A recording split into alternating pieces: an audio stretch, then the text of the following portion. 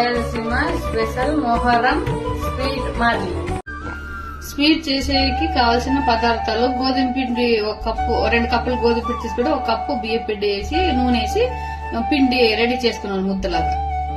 దాన్ని చపాతీని రుద్దుకున్నాను. రుద్దుకున్నాం కదా, దీన్ని పెంచి మీద కాల్చుకున్నాను. చపాతీలో కాల్చుకున్నాను. ఇట్లా చూడండి ఫ్రెండ్స్, ఇక చపాతీ చేసుకున్నాం కదా, సన్నగా తుంచుకోవాలి. ఇలాగా తుంచుకోయిన చపాతీని సన్నగా పౌడర్ లాగా చేసుకునేకి మిక్స్ పెట్టాలి.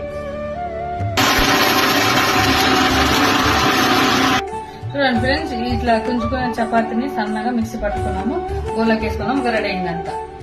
ఇప్పుడు మనం మళ్ళీ రెసిపీ చెప్తాం. చూడండి ఫ్రెండ్స్, ఐటమ్ ఇంకోటి పప్పులు మిక్స్ పెట్టాలి. చూడండి ఫ్రెండ్స్, పప్పులు సన్నగా mixie పట్టున్నాం.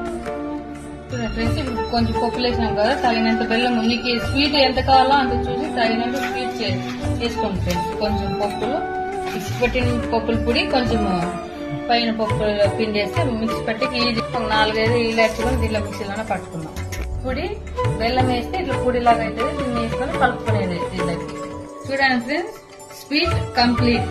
Rayalaseema special Muharram sweet మాది. సూపర్.